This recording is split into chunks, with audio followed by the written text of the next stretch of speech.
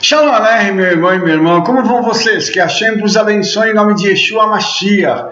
Hoje, Parashá Yitro, e o nosso tema é a Torá do Messias. Vamos entender essas abordagens maravilhosas acerca da Torá. Kohelet Chabad diz o seguinte: a Torá que um homem aprende neste mundo é vaidade em comparação com a Torá do Messias. Nossos sábios então começam dizendo que a Torá que nós aprendemos aqui, ela, apesar de ser a revelação do Eterno para nós, apesar dela apontar para o Mashiach, apesar dela ter milhares de interpretações e facetas possíveis, mesmo assim ela é vaidade quando comparada à Torá que o Messias trará para toda a humanidade, que irá desfrutar então de um conhecimento infinito acerca das Escrituras. Na Parashá Yitro, então, a Torá é revelada a Israel no Monte Sinai. Esse evento singular reformulou completamente a história humana. E Rashi, ele comenta sobre a atmosfera que foi favorável à recepção da Torá. E Israel acampou lá. A forma singular como um homem com um coração, mas com todos os outros acampamentos, foram divididos com queixas e com contendas. Interessante, amados, que quando Israel esteve acampado no Monte Sinai, para poder receber a revelação da palavra do Eterno, havia uma esperança de que todos houvessem de estar lá com um coração só, ou seja, em unidade, para terem condições de receber a Torá do Eterno. Mas isso aconteceu e nos demais acampamentos que Israel teve, eles foram divididos com queixas e contendas. Ou seja, somente no momento em que eles receberam a Torá, havia unidade entre eles. Depois essa unidade acabou sendo quebrada e, infelizmente, as queixas e contendas produziram muitas mortes no meio do povo de Israel. O acampamento do povo de Israel foi dizimado várias vezes por conta daqueles que estavam se levantando com contendas, quebrando assim a unidade nacional que o Eterno havia estabelecido quando entregou a Torá ao povo de Israel. As pessoas estavam unificadas e isso proporcionou um ambiente no qual a revelação poderia acontecer. Então o livro de Atos agora ecoa o livro de Êxodo dizendo: e cumprindo-se os dias de Shavuot, todos se encontravam com um só coração. Aleluia! Na tradição judaica, a Torá foi revelada no Monte Sinai na festa de Shavuot. Assim como o Espírito Santo, a Torá foi escrita sobre o coração e dada em Shavuot. Inacreditavelmente, irmãos, Êxodo descreve os milagres associados a Matan Torá, a doação da Torá. E todo o povo viu os trovões e os relâmpagos e a voz do shofar e a montanha fumegando. E quando as pessoas viram, tremeram e ficaram de longe. Eu quero enfatizar uma coisa aqui, que a mesma unidade que havia na entrega da Torá, lá no Monte Sinai, cumpriu-se novamente lá em Shavuot, em Atos 2, quando o Espírito Santo foi derramado numa festa de Shavuot sobre aqueles que estavam ali, os crentes em Yeshua, e ali houve um recomeço. A Torá do Mashiach estava sendo trazida para eles de uma forma espetacular. E o que necessitamos aqui demonstrar é que os milagres que aconteceram no Sinai voltaram a acontecer em Jerusalém. A palavra hebraica para trovões é a palavra kolot, que pode significar sons ou vozes, tá?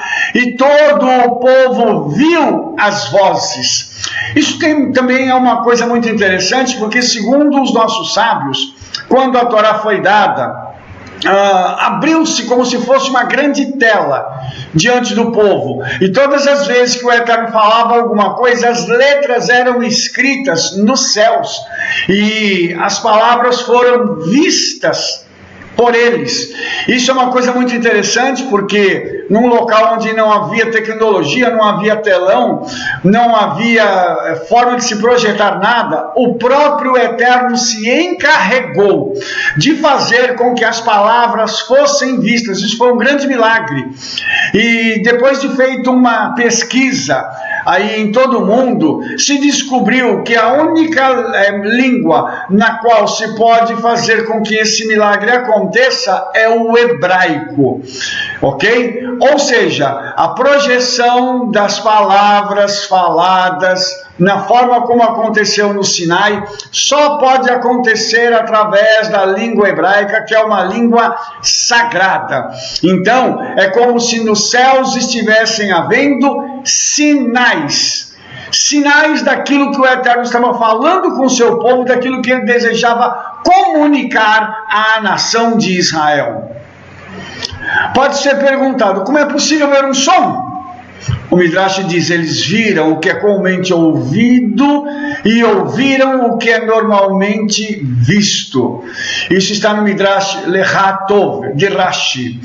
Eles viram as vozes. No livro de Atos diz o seguinte, e apareceram-lhes línguas repartidas como de fogo e pousaram sobre cada um deles.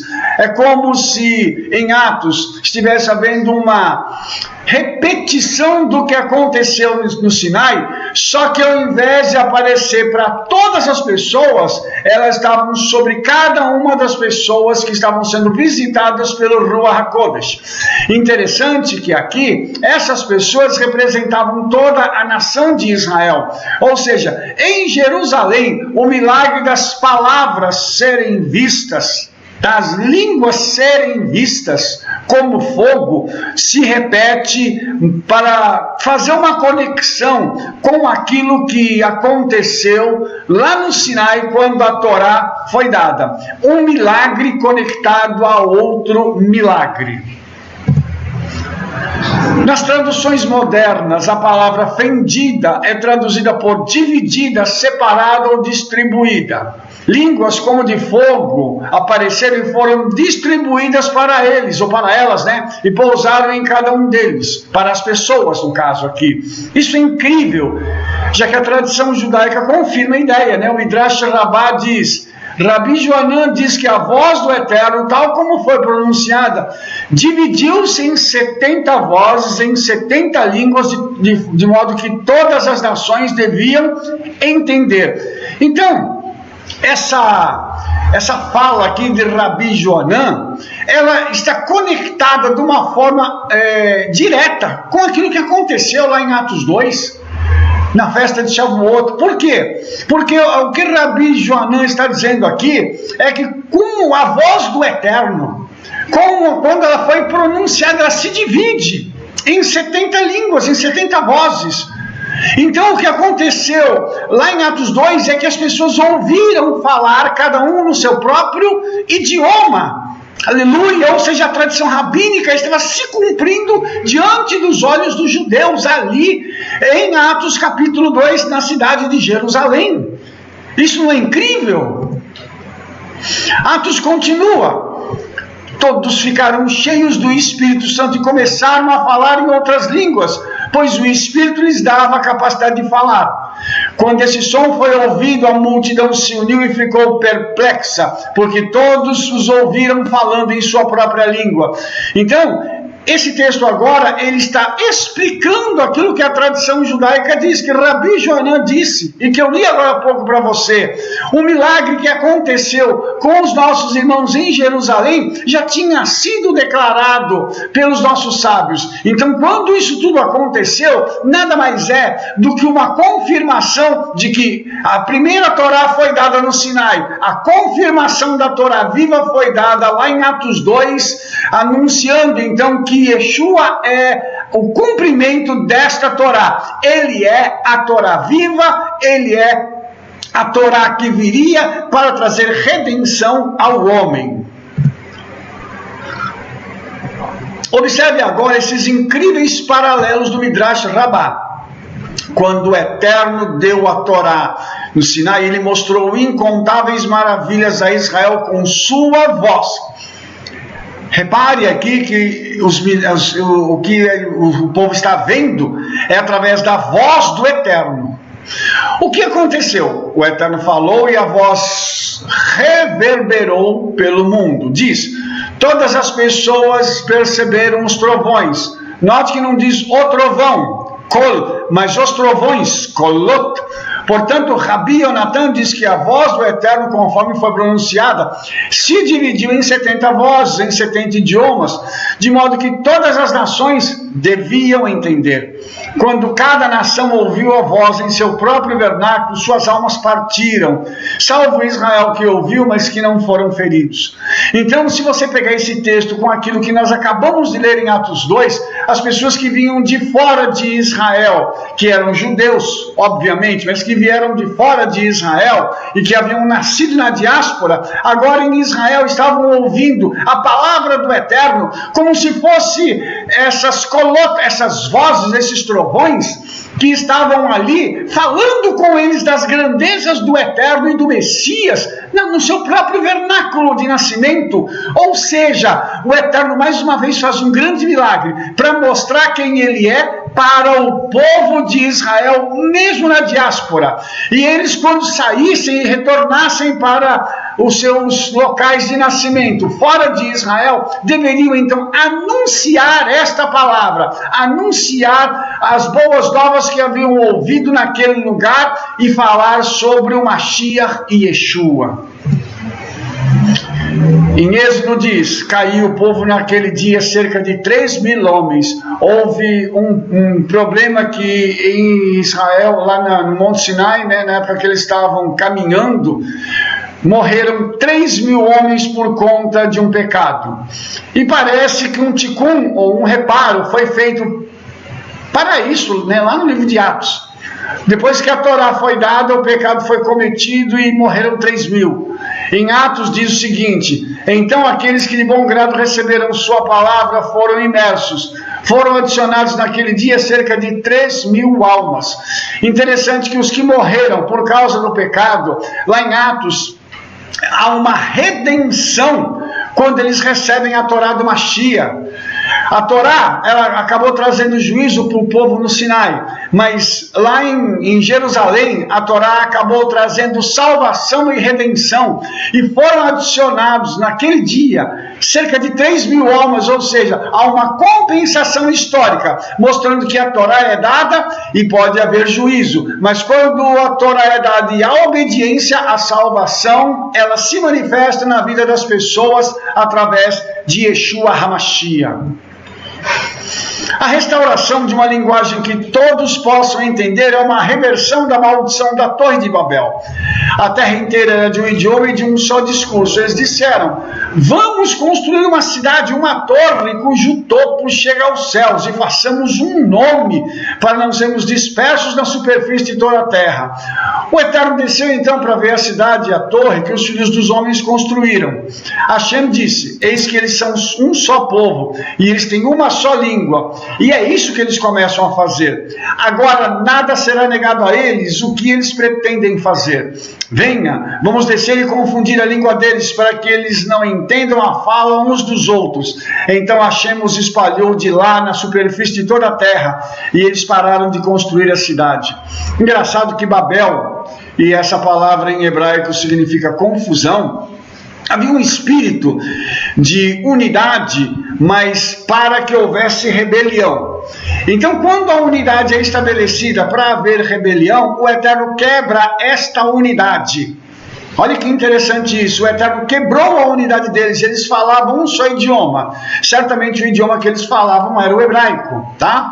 Lashon HaKodesh, a língua sagrada, e eles quiseram então, através desse idioma sagrado, bolar um plano para que eles pudessem fazer uma construção que os tornasse célebres, e eles pudessem alcançar o Eterno, não da forma convencional, que é servindo a Ele, mas sim ascendendo com uma torre que pudesse levá-los até a eternidade. Como o Eterno vislumbrou essa situação, o próprio Eterno então fez com que houvesse confusão, e as línguas foram divididas e eles não puderam mais se entender. A reversão disso vai acontecer aonde? Tá? O profeta Sofonias predisse esse dia e disse: pois então purificarei os lábios dos povos para que todos possam invocar o nome de Hashem para o servir ombro a ombro. Você vê que lá em Babel houve essa divisão e ao invés de servir ao Eterno, aquelas pessoas quiseram então buscar os seus próprios interesses e fazer com que eles se tornassem famosos, célebres e pudessem ser, quem sabe, colocados numa posição até de uma divindade. Sofonias então relata que chegaria um dia que o Eterno purificaria os lábios dos povos, para que todos pudessem invocar o nome dele, para o servir lado a lado, ombro a ombro. Essa reversão histórica vai acontecer e o Eterno, de uma confusão, ele vai fazer uma união, onde havia muitas línguas, ele vai unificar isso numa só língua e as pessoas vão ouvir e entender.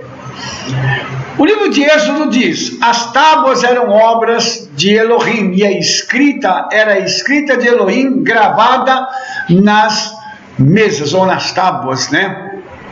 E uma coisa interessante que a palavra gravada aqui é harut, né? E essa palavra também pode ser lida como liberdade. Tá? Então o que isso significa? Segundo o rabino Josué, filho de Levi, diz: e as tábuas são obras de Elohim, e a escrita é a escrita de Elohim gravada nas tábuas. Não dizia gravadas harut, mas liberdade, hairut, pois não há indivíduo livre, exceto aquele que se ocupa com o estudo da Torá. Qual que era o objetivo dessa palavra estar escrita aqui? As tábuas eram obra de Elohim. Eu vou ler agora da forma diferente. E a escrita era a escrita de Elohim. Liberdade nas tábuas. Então, todas as vezes que o homem para obedecer a tábua dos 10 mandamentos, toda vez que o homem para obedecer o restante dos mandamentos, toda vez que o homem para se ater àquilo que é do Eterno, sabe o que acontece? O homem se torna livre. Livre para quê? Para fazer a sua própria vontade? Não, livre para servir ao Eterno e receber sobre si uma porção tamanha da bênção do Eterno, que ele se sente livre. Ele pode estar num ambiente onde haja escravidão, haja dor, haja amargura, mas ele estará livre porque ele conquistou isso através da sua obediência aos mandamentos do Eterno. Então a Torá, ela produz liberdade. E uma coisa muito interessante que a Bíblia diz assim: se o Filho, pois, vos libertar, verdadeiramente sereis livres. A Torá viva, que é Yeshua, fez com que a humanidade fosse libertada do jugo de Satanás. Então, a Torá viva, ela agora traz para nós uma libertação, uma quebra de paradigmas espirituais que nos permite sermos livres através de Yeshua.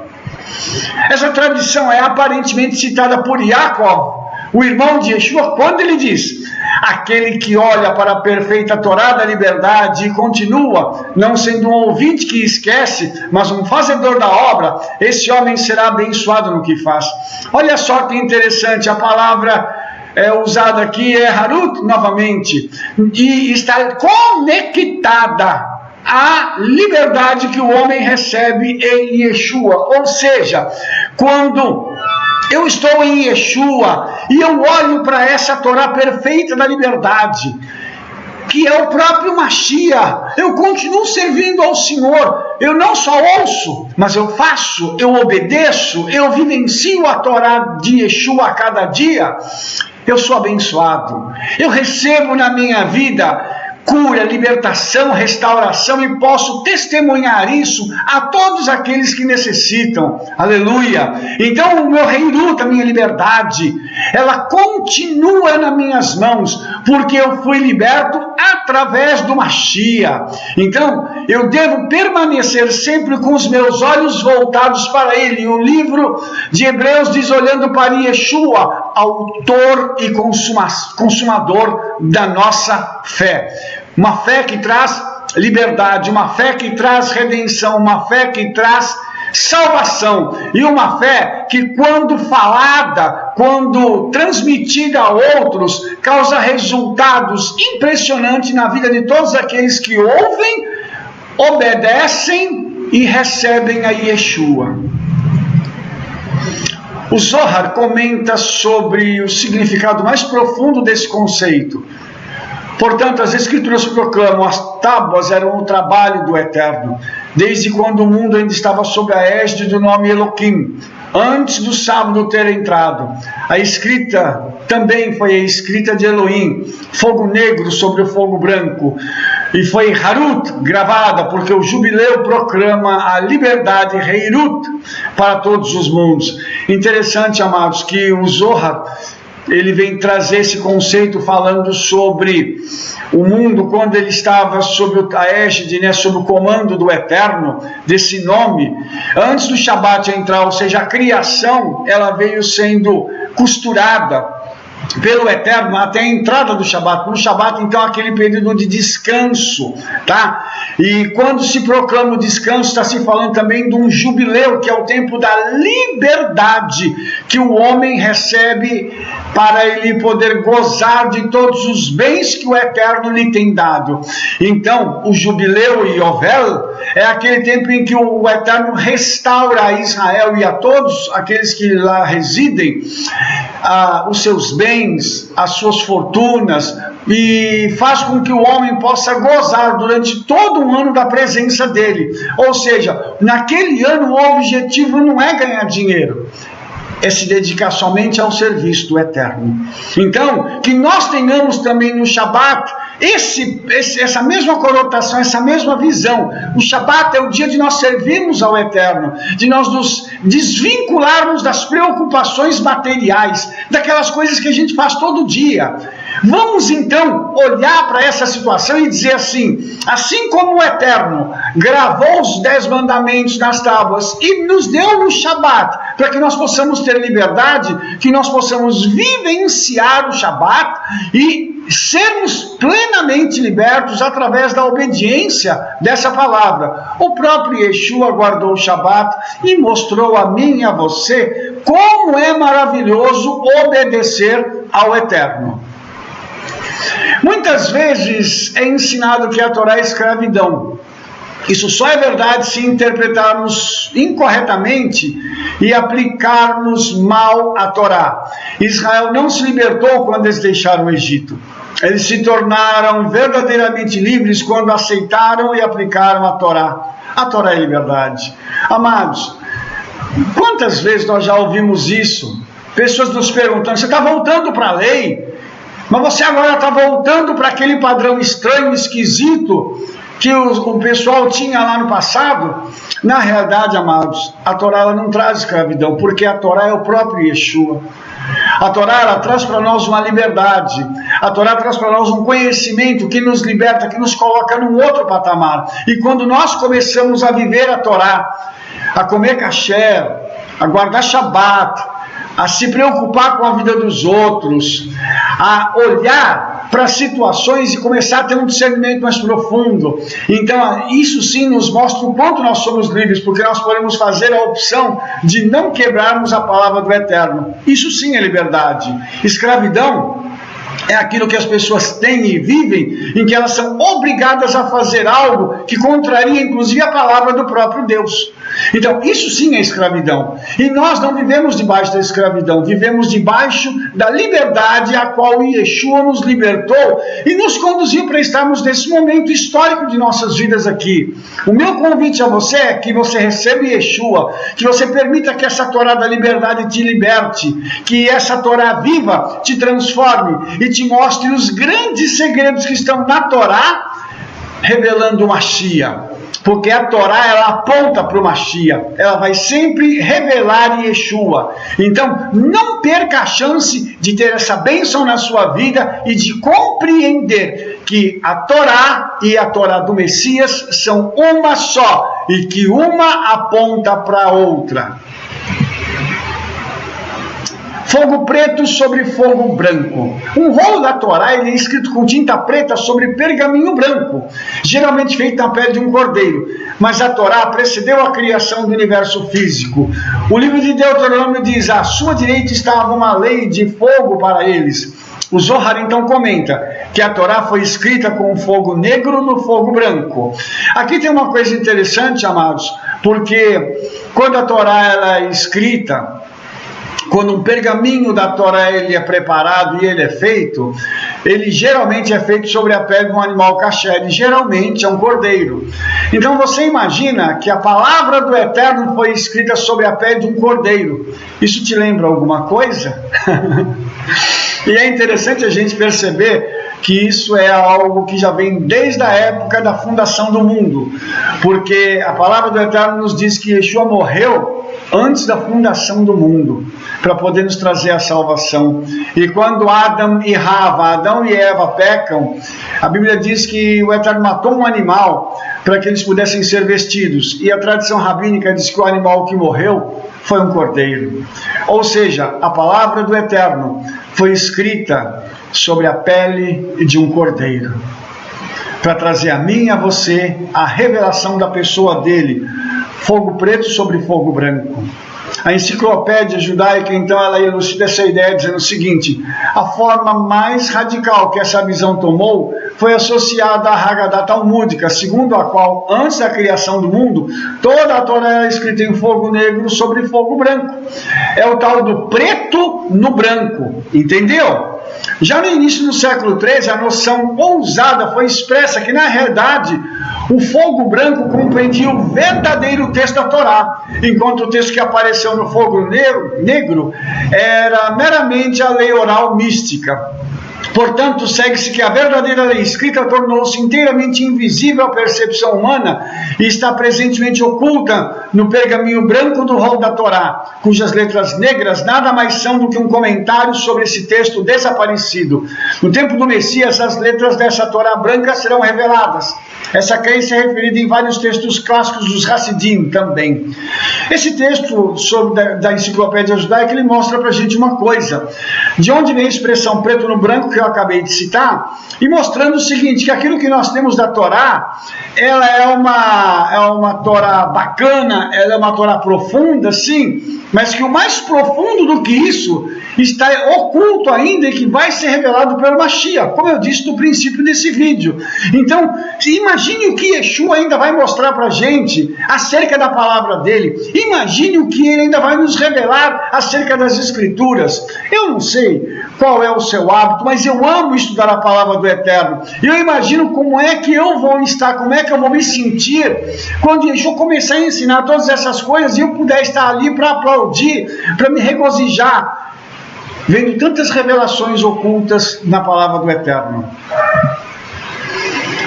Em Rabad.org continua dizendo o seguinte: existem mais de 304.805 letras na Torá. Mas como você observou, muitas vezes ouvimos falar sobre 600.000 letras na Torá. Então há uma visão que explica que a contagem de 304.805 letras inclui apenas aquelas que nós vemos, tinta preta contra o pergaminho branco. Mas também existem as letras em branco contra o preto. Então a versão celestial e não física da Torá é descrita como um fogo negro sobre fogo branco. E tanto o preto quanto o branco são igualmente significativos. O preto são as letras que vemos, enquanto o branco, o espaço inverso entre o preto, são as letras que não vemos. A contagem de 600.000 inclui as letras preta e branca. Cadê as 600.000 letras da Torá?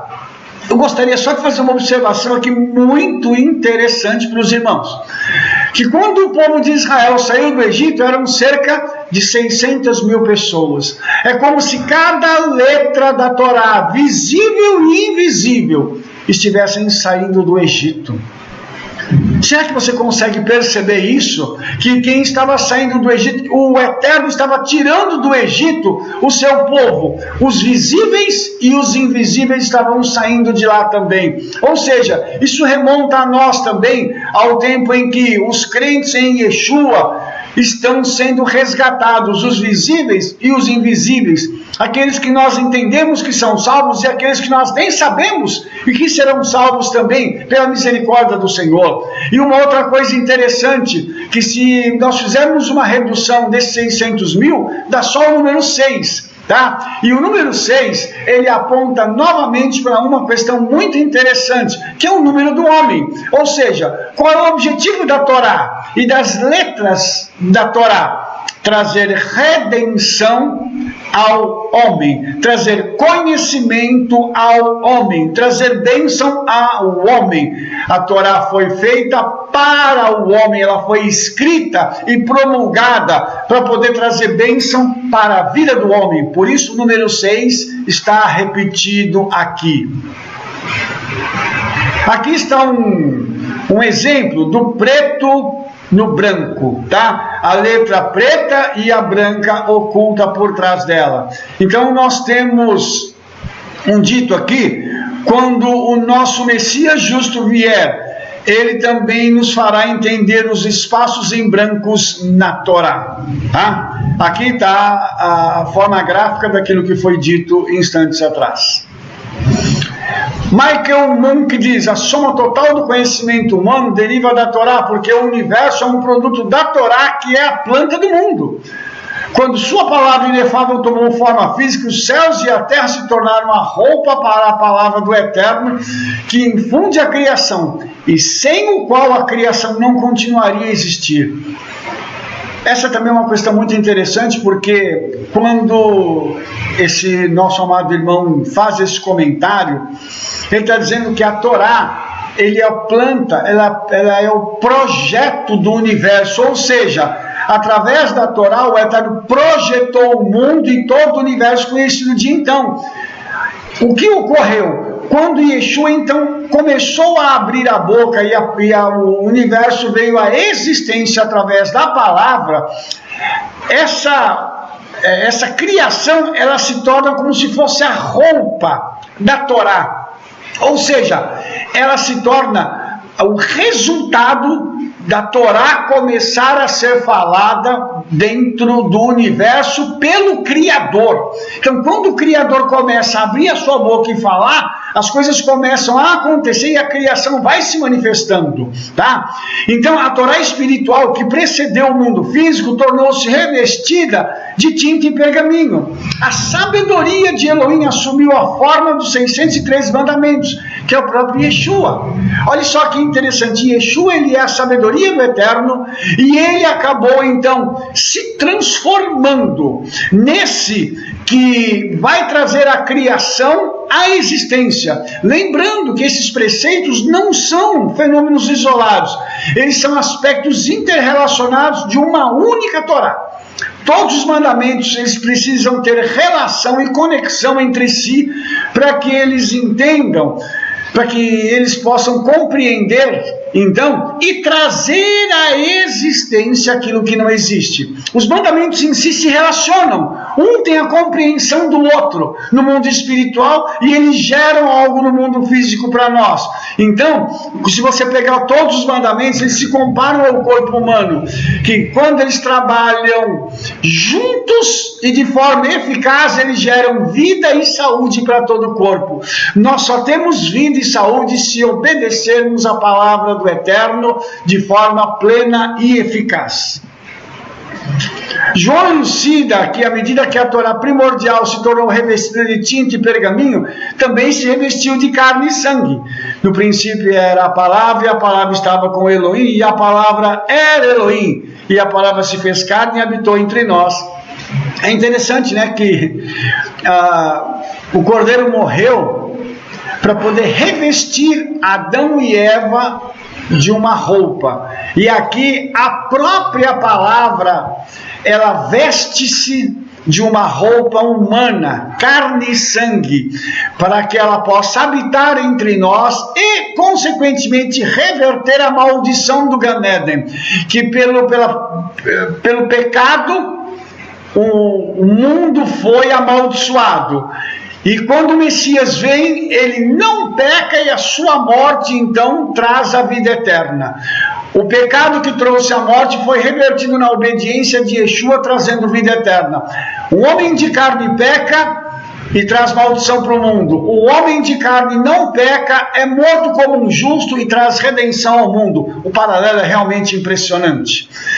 Baruch Hashem, que o Eterno possa abençoar as nossas vidas em nome de Yeshua, e eu espero que você tenha gostado do nosso vídeo. Se você gostou, favorite, dê um like aí, diga para as pessoas do trabalho que nós estamos fazendo, comente lá no nosso vídeo para a gente poder trazer maiores esclarecimentos para você. Te vejo no nosso próximo vídeo. Que o Eterno te abençoe em nome